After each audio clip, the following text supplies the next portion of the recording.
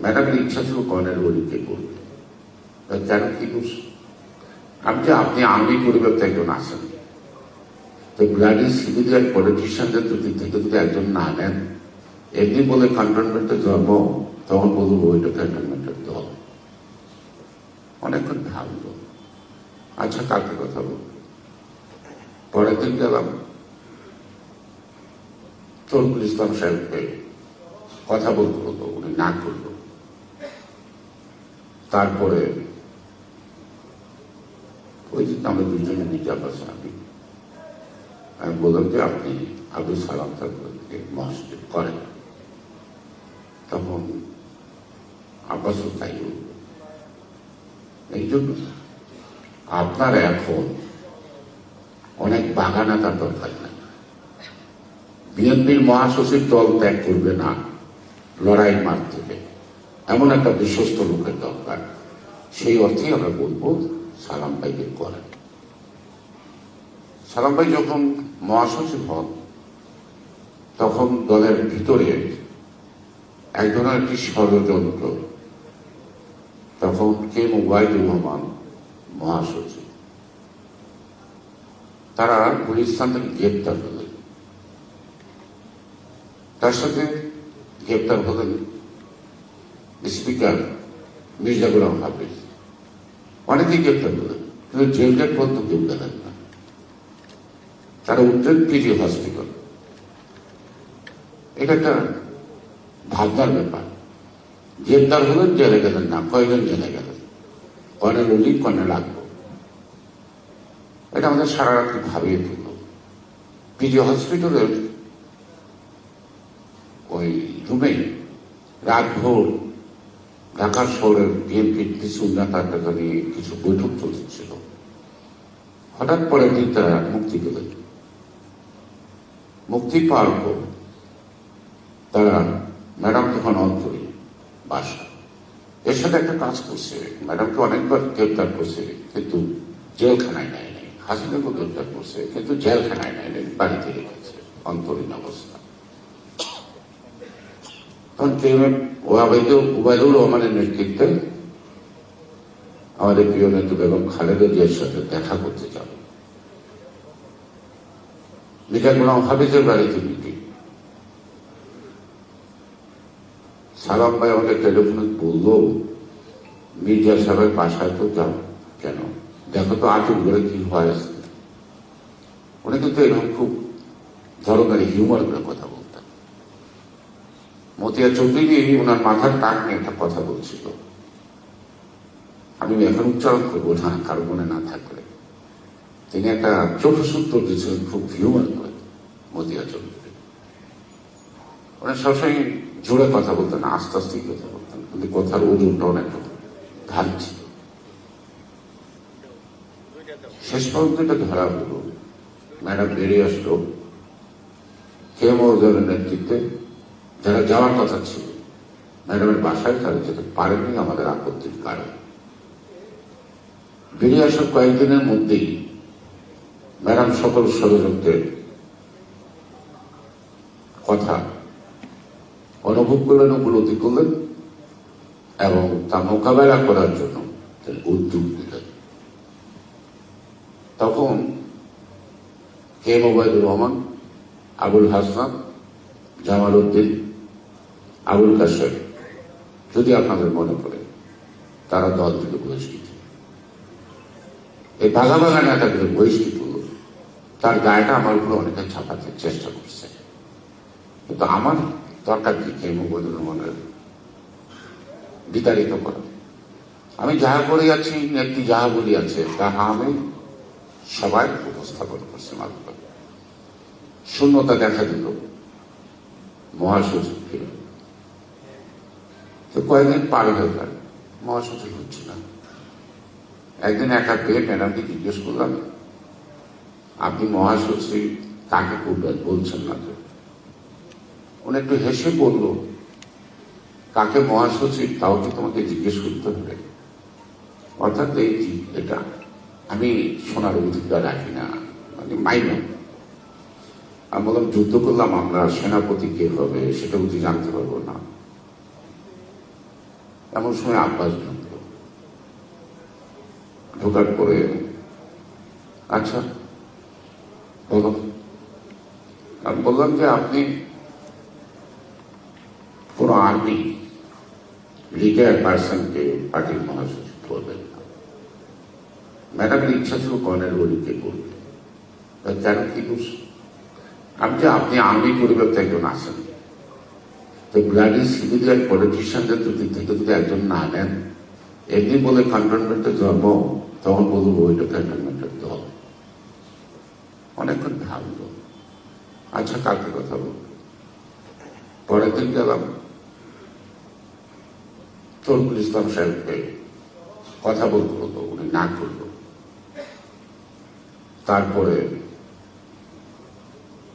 ওই যে আমরা দুজনে নিজাম আছেন, আমি বললাম যে আপনি আব্দুল সালাম সাহেবকে মহাসচিব করেন।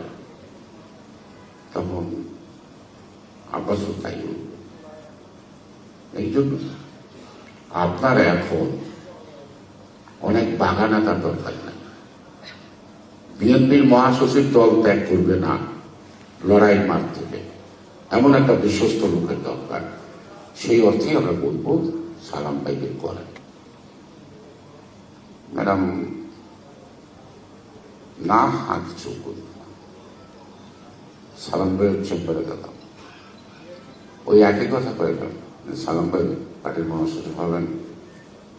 ওই ম্যাডাম যখন বলছিল যে তোমাকে বলতে হবে, ও সালাম ভাই একভাবেই বললো আমি মহাসচিবের দায়িত্ব নিব কি নিব না, এটা কি তোমাকেও বলতে হবে? আমাকে এখন আবালক মনে করেন কেন? আমি বলুন ওনার সাথে বেশি কথা বলতাম। আচ্ছা ঠিক আছে, আপনি চাইতে পারবেন না, বলতে পারবেন না, সবকিছুই ঠিক। ম্যাডাম আপনাকে ডাকবে, দায়িত্ব দিতে চাইলে দিবেন কিনা ভেবে দেখবো, আমার কিছু শর্ত আছে। আমি যে আপনার শর্ত আছে এমন শর্ত দিয়েন না যেটা ম্যাডাম সেই শর্তটা পূরণ করতে পারবে না, বুঝে শুনে দিয়ে। আমি বলতে বলতে টেলিফোন আইসা করছে, ওনার অফিসে ম্যাডাম টেলিফোন করছে, বলো আপনি কি সন্ধ্যায় ফিরে আছেন? বলে হ্যাঁ, মেয়েটা স্কুলে যাবে, গাড়িটা ফেরত আসলে চলে আসতে পারবো, একটু সন্ধ্যায় এসে। তা আমি হাসতে বললাম সালাম ভাই নাবালক মিলে উড়িয়ে দিলেন, কালকা থেকে আপনি মহাসচিব হবেন, চান ঠিক হয়ে গেল।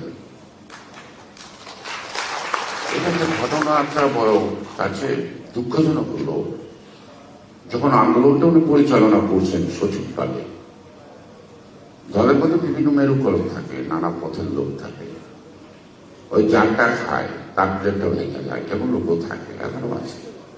আসলে কিছুদিন পর একটা ঘটনা, আমি তো শর্ট করছি, সালাম গান্ধী আপনারা সবাই চিনেন, কিন্তু মনে এই আড়ালে যে কত কথা আছে সেগুলো জানার দরকার রাজনীতি জন্য। হঠাৎ দেখলাম আপনাদের সালাউদ্দিন সাইদ এরা ঢাকা মহানগরী ওয়ার্ডের ছেলেদের নিয়ে, কর্মীদের নিয়ে, নেতাদের নিয়ে ম্যাডামের উনি একটা মিটিং করে, পাশে কিন্তু সালাম ভাই বসে থাকে, ওনারা ডাকে না, উনি তো আস্তে আস্তে ঘুরতেছে। 2 দিন দেখলাম, আমি দেখলাম আকাশে তুমি বিরাট ম্যাচ যে কোনো সময় সবসময় পড়বে। আমি পরের দিন সকালে তার চেম্বারে গেলাম, দেখলাম তার চিঠি লিখতেছে। চিঠিতে বাম পাশের বিষয়বস্তু লেখা আছে পদক্ষেপ। তা আমি আবার একটু মস্ত করে বললাম সালাম ভাই খুব মনোযোগ চিঠি লিখতেছেন ভাবির কাছে, কয়েকটি মুহূর্তে পরে মাত্র নাস্তাতে বাড়ি থেকে এলাম, তার কাছে আবার চিঠি লিখতে, ওই যে হাতটা তুলছে নাস্তরে কাপসা টানছে, তাই না? তালুকদারি রাগ কারের ভয়ে দাঁড়ায় গেল, গায়ে হাত তুলো না, থাপড় তুলো না, কিন্তু চোখ রাঙানের চোখে যেগুলো হয়তো কালো হয়ে যেত, কিন্তু আমি শক্ত দেখছি এটা ষড়যন্ত্রের মধ্যে পড়ে গেছে। আমি ঠান্ডা মাথায় বসে, আপনি কেন রাগ করছেন আমি অনুভব করি এখানে আসছি, উনি কিছু কথা বল, আমি বললাম যে এখানে কোনো ভুল বোঝাবুঝির ব্যাপার থাকতে পারে, আমাকে একটা দিন সময় দেয়, আজকের দিনটা, আজকে রাত্রিটা, যাও তুমি নটকা করবো। এইভাবে উনি মাঝে মাঝে বলতেন নটকা, প্রজাতন্ত্র লোক বোধ এইভাবে বলে। আমি সন্ধ্যাবেলা গেলাম, দেখলাম যে সালাউদ্দিন কিছু লোক নিয়ে দাঁড়ায় আছে, আমি সালাউদ্দিনকে পরে আসি, বললাম ম্যাডাম আপনি 3 দিন ধরে মিটিং করছেন, এত সময় পেলেন না, আদৌ অন্য কাজ নেই, দেখো না টাকাটা কিভাবে বৃদ্ধি হয়ে গেছে। তো ভালো কথা, যে পাশের বলতে আপনার মহাশিশুর 2 দিন ধরে বসা থাকে, তাকে ডাক্তার আপনার অসুবিধা কয় মহাশিশুকে বসা আছে, হ্যাঁ ডাক্তার। আমি গেলাম, আমি গিয়ে বললাম সালাম ভাই, ম্যাডাম আপনাকে সালাম জানাইছে, সত্যি বলছো তো না মস্করা করছো? আমি বললাম তো আপনার বাইরে তোমার তুলা হয় না, কেন মস্করা করো? হাতের মধ্যে ধরে লাইনার ভিতরে নিয়ে গেলাম। উনি বসলেন, খুব শান্তশিষ্ট হলেন, খালি বললেন বেগম সাহেব আমার কিছু ঠিক ডাকছেন। বলেন না আপনি যে 2 দিন ধরে এখানে বসে থাকেন, আমি তো জানি না, কেউ তো আমাকে বলে নাই, দেখেন তো বলে কি আপনাদের নিয়ে কথা বলেন, এই সামান্য। এবং ম্যাডাম কিন্তু অত্যন্ত কৌশলে এমন উত্তর দিলেন যে সালাম ভাই আর পাল্টা উত্তর দেওয়ার সুযোগ দিতে পারলো না। জান আপনি বসে না বললো একটু, জানেন বলে কাজ কর্ম করেন না, দেখি যে না সালাম ভাই তো, অর্থাৎ এই যে দলের মধ্যে যে কতগুলো ষড়যন্ত্র, সবসময় যে কিছু ছাড় পোকা বাস করে, কিছু চাটুকার বাস করে, এই চাটুকাররা নেতাদের মধ্যে দ্বন্দ্ব সৃষ্টি করে। আমার বলতে কোনো দ্বিধা নাই এটা, কারণ দীর্ঘ 64 বছর রাজনীতি অবস্থাল থেকে, কিশোরকাল থেকে আজকের এই জায়গায় আসছে, অনেক ষড়যন্ত্র দেখছি। এবং সেই ষড়যন্ত্র কোনোদিন ষড়যন্ত্র করি নাই, কিন্তু ষড়যন্ত্র দেখে ষড়যন্ত্র মোকাবেলা করতে শিখছে, এবং আপনারাও এই ষড়যন্ত্র মোকাবেলা করেছেন। আর কিন্তু 111-এর কথা কন, এরশাদ বিরোধী আন্দোলনের কথা কন, যাদেরকে ঘৃণা করতেন, যাদের জুতো মারছেন, যাদের ঢিলা মারছেন, তারাকে আপনাদের আশেপাশে রাজকীয় পোশাকে ঘোরাঘুরি করতেছেন। অনেকেই আপনাদের দিকে একটু করুণার দৃষ্টিতে তাকায় না, কিন্তু এটা কি আমরা পাইব? এটা আমরা পাইব না। ষড়যন্ত্র থাকবে, রাষ্ট্র আছে, ষড়যন্ত্রের ইতিহাস 6000 বছর আগে থেকে সে পাওয়া যায়। আমরা যদি রাম রাবণের যুদ্ধ বলে, এটা একটা ষড়যন্ত্র, ভারতের দামিনীদের সাথে আর্যদের যে যুদ্ধ, তাও 16,000 বছর আগে। যেখানে রাজা আছে, যে রাজত্ব আছে, যেখানে গণতন্ত্র আছে, যেখানে রাষ্ট্র আছে, যেখানে সরকার আছে, সেখানে ষড়যন্ত্র হবে না। সরকার কি একটা জলসাগর, যেখানে গান বাজনা হবে, নৃত্য হবে, ষড়যন্ত্র হবে না? ষড়যন্ত্র হবে। ষড়যন্ত্র চলছে, হয়তো দৃশ্যমান হচ্ছে না, ধীরে ধীরে শক্তি সঞ্চয় করছে। এটাকে মোকাবেলা করতে হলে যারা সরকারে আছে থাকুক, তারা রাষ্ট্র পরিচালনা করুক, তারা প্রধানমন্ত্রীকে সঠিকভাবে সহযোগিতা করুক, আখের পিছনের কথা চিন্তা না করুক।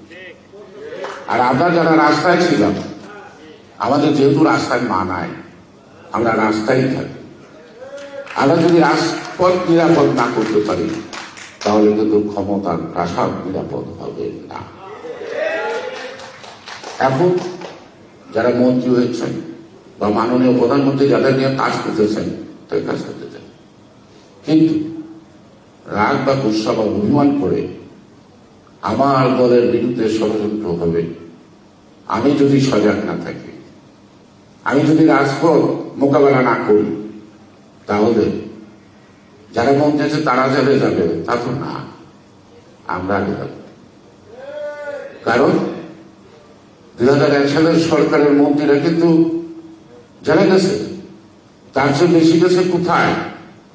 খালেদা জিয়াকে রাজনীতি থেকে বিতাড়িত করতে, 111।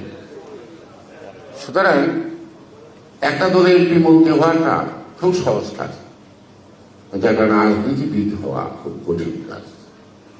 আমি সালাম তালুকদার, আমার বড় ভাই, আমি তাকে রাজনীতিবিদ হিসাবে চিনি, আমি তাকে রাজনীতিবিদ হিসাবে বিবেচনা করি। আমি কখনো ব্যারিস্টার আব্দুল সালাম তালুকদারকে মন্ত্রী হিসেবে বিবেচনা করি না। না। মন্ত্রী কত হাজার হয়েছে এই দেশে, কয়টা নাম বলতে পারবেন? আর কয়টা প্রধানমন্ত্রীর নাম বলতে পারবেন? পারবেন না। কয়টা রাষ্ট্রপতির নাম বলতে পারবেন? পারবেন না, ভুলে গেছেন। একটা রাষ্ট্রপতির নাম মনে আছে, শহীদ রাষ্ট্রপতি জিয়া হল। একটা প্রধানমন্ত্রীর নাম মনে আছে, বেগম খালেদা জিয়া। এর আগে অনেক প্রধানমন্ত্রী হয়েছে, কিন্তু বেগম খালেদা জিয়া একজন প্রধানমন্ত্রী হিসেবে পৃথিবী থেকে বিদায় নিয়ে যায় না। একজন শ্রেষ্ঠ রাজনীতিবিদ হিসেবে সকলের হৃদয়ের ভালোবাসা এবং দোয়া নিয়ে আল্লাহ তাআলা তাকে যথাযথ মর্যাদার সাথে পৃথিবীতে দিয়েছে। যত কষ্ট দিচ্ছে তার চেয়ে সম্মান কিন্তু শেষ সময় আল্লাহ তাআলা তার দিয়েছে। তো আমরা সেই পথে থাকি, সঠিক পথে থাকি। তাহলে আমরা জিয়া রহমান, আমরা আমাদের নেত্রী খালেদা জিয়া বা যার জন্য আজকে দাঁড়িয়েছি সালাম তালুকদারকে মনে হয় সঠিক মূল্যায়ন এবং সঠিকভাবে সম্মান জ্ঞাপন করা হবে। শুধুমাত্র আমরা এই মাঝে মাঝে একটা আনুষ্ঠানিকতার মধ্যে দিয়ে সালাম তালুকদারকে স্মরণ করলেই তার প্রতি শ্রদ্ধা পায় না।